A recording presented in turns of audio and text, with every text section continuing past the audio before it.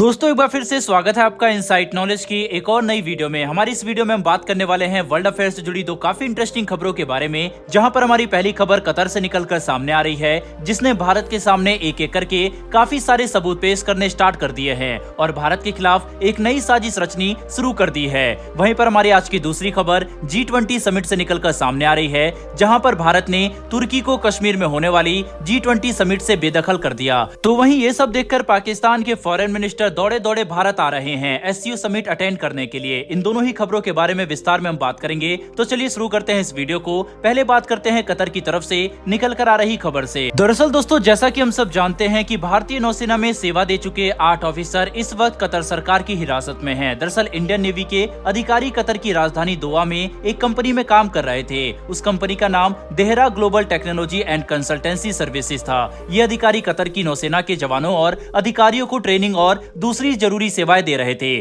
पिछले साल 30 अगस्त को कतर सरकार ने उन्हें अचानक से हिरासत में ले लिया और उन्हें एकांत कारावास में रख दिया। साल 2021 के फरवरी महीने में इटालियन कंपनी से कतर ने advance and future ready submarine missile की डील की थी। डील के मुताबिक Italian ship building firm Qatar को 2 सबमरीन देने वाली थी, जिनकी कीमत 1.35 बिलियन यूरोस थी। कतर इन सबमरीन्स को लेकर बहुत ही ज्यादा उत्सुक नजर आ रहा था। ऐसा इसलिए क्योंकि गल्फ कंट्रीज में कतर पहला ऐसा देश बनने वाला है जिसके पास नेवल ताकत में सबमरीन्स होंगी। हालांकि नेवल शिप तो कई सारी गल्फ कंट्रीज के पास हैं, लेकिन सबमरीन्स किसी के पास नहीं है। वहीं अब हुआ यह है कि भारत के अधिकारियों के ऊपर ये इल्जाम लगाया गया है कि कतर के इन्हीं सबमरीन्स की इंफॉर्मेशन भारतीय अधिकारी इजराइल तक पहुंचा रहे थे और इस इल्जाम के सबूत भी कतर के सामने रखे हैं। सबूत यह है कि कतर की सिक्योरिटी एजेंसीज को इलेक्ट्रॉनिक कम्युनिकेशन टूल्स के जरिए कुछ ऐसे डॉक्यूमेंट मिले हैं जिससे ये साबित होता है कि भारत के वेटरन ऑफिसर्स इजराइल तक खबर पहुंचा रहे थे। एग्जैक्टली इलेक्ट्रॉनिक कम्युनिकेशन का वह कौन सा डिवाइस है, इस बारे में तो खुलकर नहीं बताया गया है, लेकिन इलेक्ट्रॉनिक डिवाइस का मतलब है कि कोई email, website, text message, gaming, social media app से इस तरह की इंफॉर्मेशन कतर के सिक्योरिटी एजेंसीज के हाथ लगी है। लेकिन दोस्तों, यहाँ पर गौर करने वाली बात तो यह है कि आखिर इंडियन नेवी के ऑफिसर ने वो कौन सी खबर इजराइल तक पहुंचाई होगी, क्योंकि जिन सबमरीन्स की यहाँ पर बात हो रही है वह तो अभी तक कतर के पास पहुंची भी नहीं है।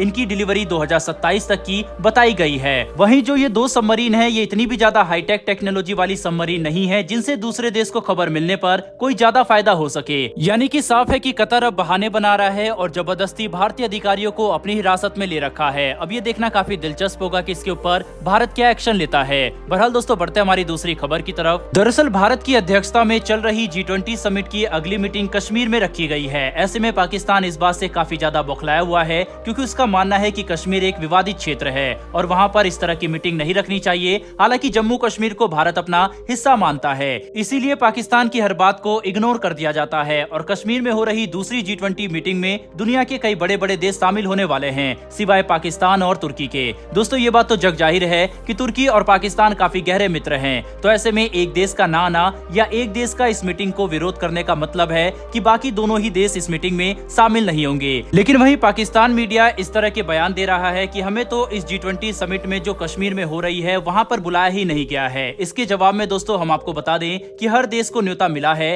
अरुणाचल प्रदेश में जब मीटिंग थी तब वहां पर चीन को भी न्योता भेजा गया था, लेकिन अपनी शक्ल दिखाने भी चीन वहां पर नहीं पहुंचा। दूसरी तरफ पाकिस्तान G20 देशों में शामिल नहीं होता। वहीं दूसरी तरफ पाकिस्तान G20 देशों का हिस्सा ही नहीं है और न ही उसकी अर्थव्यवस्था इतनी ज्यादा मजबूत है, क्योंकि G20 के देशों में शामिल होने की शर्त होती है कि आपकी इकोनॉमी दुनिया के 20 सबसे बड़े देशों की इकोनॉमी में शामिल होनी चाहिए। जम्मू कश्मीर में G20 समिट को कराने की वजह वहाँ के टूरिज्म और टेररिज्म के ऊपर महत्वपूर्ण फैसले लिए जा सके। ऐसे में अगर ये देश वहां पर आएंगे तो सारा का सारा ध्यान जरूरी मुद्दों से हटकर भारत, पाकिस्तान और POK की लड़ाई पर चला जाएगा। वहीं पर तुर्की को ये खबर पहले ही पहुंचा दी गई थी कि अगली मीटिंग जम्मू कश्मीर में रखी जाएगी, लेकिन बावजूद इसके इन दोनों ही देशों से भारत के इन्विटेशन को एक्सेप्ट करने का कोई भी लेटर अभी तक रिसीव नहीं हुआ, जिससे साफ होता है कि ये देश G20 समिट में इंटरेस्टेड नहीं है। लेकिन बावजूद इसके झूठे बयानों से भारत की तस्वीर को खराब करने की कोशिश कर रहे हैं। यही वजह है कि कश्मीर में होने वाली इस मीटिंग से दोनों ही देश बेदखल हो चुके हैं। वहीं लंबे अरसे से देखा जा रहा है कि भारत और पाकिस्तान एक दूसरे से जितनी हो सके